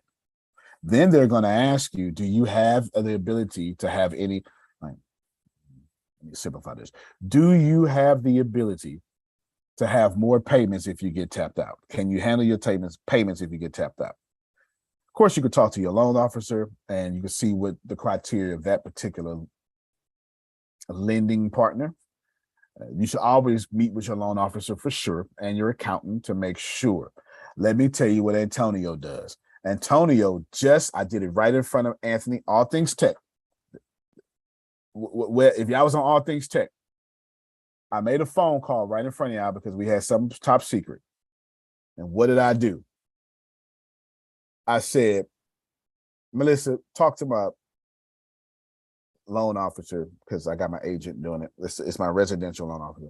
Ask him, I want to buy 12, no, what was it? I want to buy 36 fourplexes in 12 months. Ask him, what does he need to see to approve all 36? He did. Yes, he did. And we are now waiting to answer anxiously so we can get in on. This is the game. The game is, I want to know what he needs. Now, my tax is already good, but I need to know what he needs to see. What I did was I reversed the game, man, to it. I said, hey, what answers to the test do you need to see to do 36? Because when you do 36 real estate transactions in 12 months, that to income ratio, he's going to have this little thing he needs to give. He's going to need to see, he's going to say something like, well, I need to see 10% down for each one. I need to go, because what I need him to do is go talk to his underwriters. Yeah, hear what I'm saying? Go talk to your underwriters. Go talk to your bosses, even though you're the boss. Go talk to whoever is going to stand in my way. Give me the answers to the test. So now when I do my taxes, Jerome, somebody need to hear this. I'm not doing my taxes to catch a break. I'm doing my taxes to get 36 fourplexes. It was 36 times 4 to get 100 and something new units in 12 months. You can get a tax break or you can get generational wealth. It's up to you. I choose to have my Black boys not begging somebody for a job. That's me and my choices. I don't know nothing about yours. Can you see what you understand? So I'm telling you in this step number 4 that I asked my loan officer, hey, well, I ain't worried about the income, got too much income, but I need to know what debt do you need to see me managing? At what percentages? So I can go put that or add it. I need to take it out the bank. I need to add it to the bank. I don't know what I need to do this many in such a short period of time, but you're going to tell me the answers. You know how I know you're going to tell me the answers? Because you like these commissions. That's a different game. Man, I hope y'all heard that because I can't stress that enough. Okay. All right, Anthony on the way to the bank too. We both on the way to the bank. Number 5 is you got to have a good relationship with the bank. Obviously. Remember I told y'all old man once taught me every Monday just go into the bank. I think some of y'all started to do it now. Every Monday, if you got $1, just go in the bank and deposit. Make sure they know your name. Every Monday, go in the bank. Old man taught me that. I've been doing it ever since, and it absolutely works. Your relationship with the bank is important. Once you get to the point where you have rental history, so I'm talking right now from a real estate perspective, no other perspective at this moment. Once you have good rental history, the bank will allow you to bend a few rules. You know why? Because the bank likes cash flow, not cash flow for you. They like cash flow for you that's going to go to them. So if they know that your monthly payments are guaranteed, you got a whole different ballpark of playing around here. In the beginning, they may not allow you to report that rental income at 100%. Make 6 payments, make 12 payments. They're going to then let you report 100% of that rental income as income. 100%. as income. You understand? 100% income. And once you got that, how you get disapproved when you're making $55,000 a month? They're gonna let you report that soon. That's the game. You understand what I'm saying? That's the game. And that's just from one place. Now I have 5 places paying you $55,000. They throwing money at you at this point, Antoine. They're throwing money at you. Fannie Mae has Antonio, how do I know what to charge for my rent? Fannie Mae has a rental income guide. I'm going to provide the link for you. I actually talked about it yesterday or the day before yesterday as well. You're going to go to the general requirements section. You're going to go to the general requirements for documenting rental income. That's where you're going to go. And of course, I showed everybody yesterday this here, that here is this guide. And this is literally the brand newest one. That's this one. And then if I pull up the Fannie Mae thingamabobby that I had for y'all yesterday, right? Nope, that's PTSD. Don't need that one. There we go, right here. Also on this same link, you'll be able to find this, which literally came out last week, August 3rd. Okay. Therefore, if you need to know how to do fair market rent, all that stuff, or have the budget so you can take to the bank, or be able to calculate your rental cash flow, it's all on this link right here in the middle of all this. You're going to go to the general requirements for documenting rental income, and Fannie Mae already has a fantastic sheet for you. It's quite complex. And guess what? Worry not, because as soon as you get to it, there is no, let me just show y'all, because I don't want nobody to say, well, it's going to make me download it. I don't want to download it, but I'll just show you where it's at in the section. Right here in this section, right here, bam, this section. And then these are your 2 forms, and you fill out these forms, you take them to the bank. That's what I'm trying to teach you how to do. You take these to the bank. Let me check Deanna real quick. She just mentioned. Okay. All right.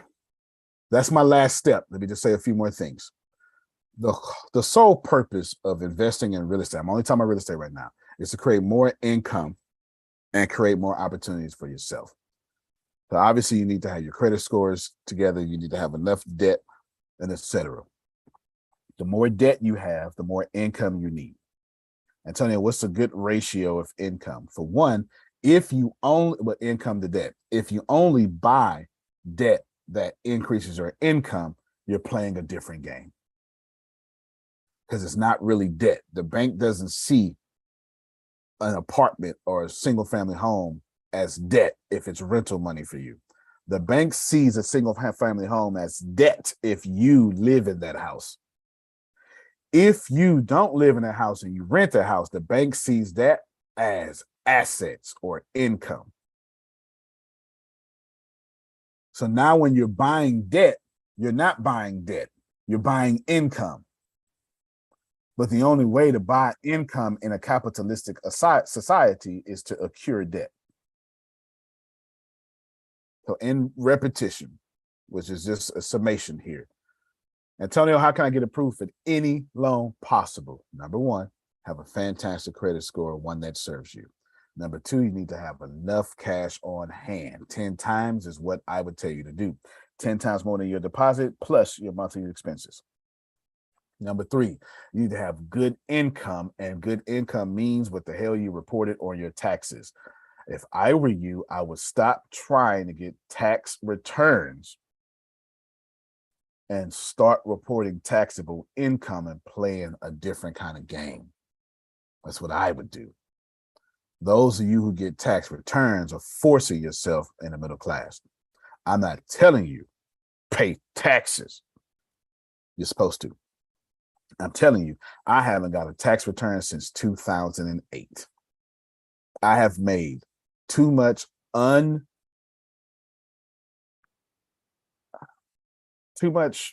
pre-tax income since 2008. I remember it because my oldest son was born October 31st, 2008.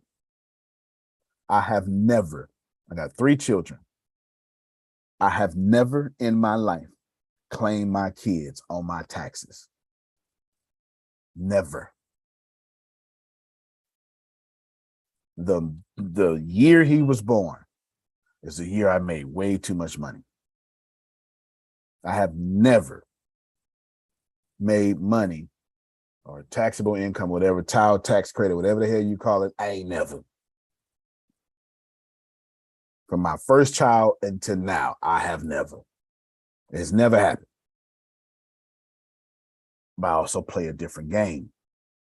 In 2009, I had 5 houses. I play a different game. Number 4, you're going to need to control your debt to income ratio. I really need to pull this up. I tried to show this to y'all last time, but I got too many files on this computer. I was literally going to show y'all my actual taxes, but I just can't find it. Anyway, whatever. It's somewhere on here. I don't know. Let me see. Taxes.zip maybe? No, it ain't on here. I guess it ain't meant for y'all to see. I report my income and I got to pay taxes. Different game, different game. Number 5, have a working relationship with your bank. A very good one. Repeat that one more time. Grace, how you get approved for any loan possible. 1, have a good credit score. 2, have a massive cash on hand and reserves. 3, have good cash flow. That's what I'm calling income in this case. 4, control your debt to income ratio fantastically. And 5, have relationship to the banks where you can actually call your bankers. That, my friends, is it. I do appreciate your time. I hope that was a blessing for you. Thank you so much for your claps. Tomorrow, Monday, we're going to go straight into how to buy a fourplex and the ins and outs. How to do it. If you don't have real estate agents, I'll do my very best to hook you up. I don't get no money from it, especially if you're in Texas. It's easy for me to do it in Texas. I'll have to make a few phone calls for other states, but in Texas, that's easy. I buy all over the country, and I'm now fit to start buying all over the planet. Ghana's going to be one of my first purchases outside of the country.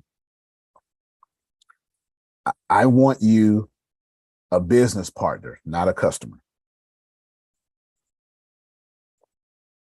I'm giving it away. You heard what I just gave away. There's no way any of that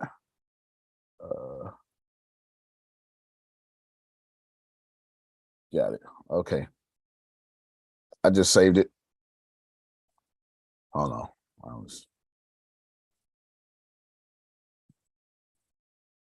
All right, I just saved it. Private messenger.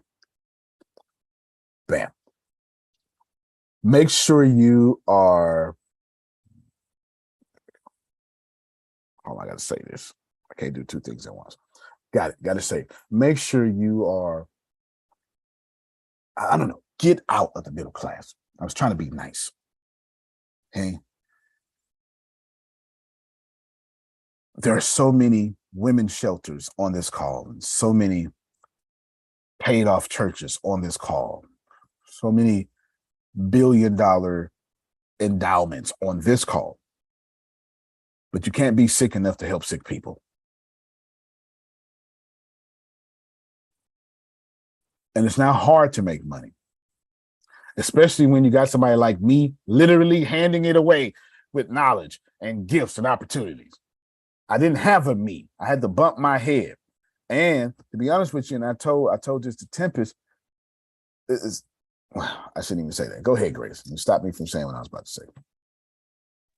I just want to tell everybody thank you for the birthday wishes and the Cash App blessings. I really do appreciate it. Yes, there you go. Go buy you some beer and some peanuts. I don't think she eat either one of those.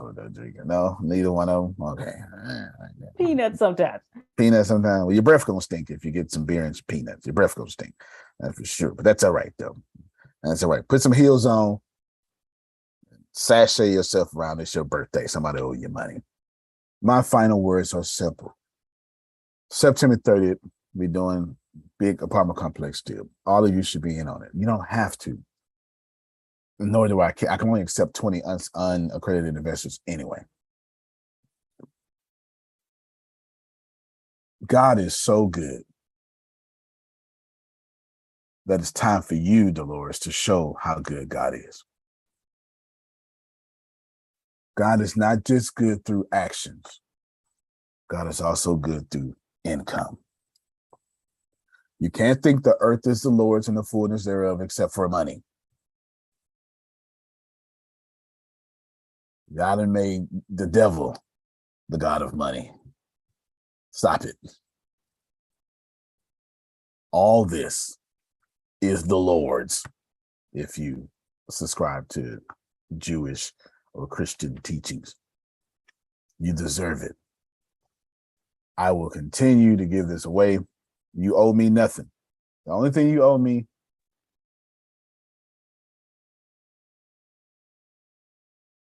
is some Reese's peanut butter cups when my stomach get flat. You got to wait, though. The flat stomach journey is one hell of a journey, Janice. It is. It is a journey. You know, it is a journey. That's the one thing the Lord don't control. This doggone stomach. You hear me? I don't know. Wait. I don't know what's going on. 200 sit-ups today will do it for you, brother. Man. 200 sit-ups today. 200 sit-ups a day. I did. Well, that's what I got to doggone do. 200 sit-ups a day. Because the devil got hold of this stomach. I don't know what's going on. When this stomach get flat, in moderation, I'll take a king-size pack of Reese's peanut butter cups. We'll call it even. That's it. Grace, happy birthday. One more time, y'all unmute your mics to clap for Grace for her birthday. We love her. Happy birthday. Happy birthday. Yes. Happy birthday, Grace. Thank you. Thank you. Oh, I just thought about it. We're gonna Have have a great some. day. Happy birthday. Happy Yes. birthday. I just Thank thought you. about it. Hold on, real quick, Deanna. Can you answer or something? I have no idea. Oh my God, I have no idea, y'all, what time the flight is Monday. So yeah, I may not even have a class. Let me say, I have no idea. I was wondering if you was gonna do it all week. Oh no. Well, you know what? We might have to. Because you in conference, they. But I don't think it's. I'm gonna be 2 hours behind y'all, so that's gonna work. That's gonna work. You know me. I Should know. be able to do class on Tuesday. Well, Tuesday is the real day of the conference. Yeah, but that starts at 6 o'clock that night. Oh, okay. Well, let me see. I don't know what the plane ticket is. I guess show up. I have no idea, y'all. I don't handle logistic stuff. I just swipe my card. I have no idea about the logistics. I just swipe my You card. can be off all the way up to Wednesday, and that's fine. Fair enough, but I doubt that's gonna happen because it'll be 6 a.m. for me, and it's nothing for me to jump on and get y'all a part of this money. So it's nothing for me. Oh yes, the investment opportunity for the apartment complex was $5,000. So $5,000, and I think after that, you all get all the numbers. Again, it's an investment opportunity, but you get all the numbers, and we are going to sell the apartment complex. So sometime it was 7%, 5% cap rate. Sometime in 4 years, that's 5,000 should turn into something like 20,000. But you have to let me find the place, run the numbers, and present all that to you. But that's what you're talking about. Plus, you get the monthly cash flow. Well, you get it quarterly, but you do get the monthly cash flow. There you go. Can you please send trans from this meeting? Yeah, you're very welcome. Can you please send trans from this meeting? Well, I don't mind. I don't appreciate it talking about my sexual status as a transgender. This nut. I'll get it to you, Mr. Yes, we can. Yes, we can. Thank you, everybody. You can't play better. You can't dominate. Love you, everybody. Love you Have more. a great weekend, everybody. Yes. Awesome. Yes.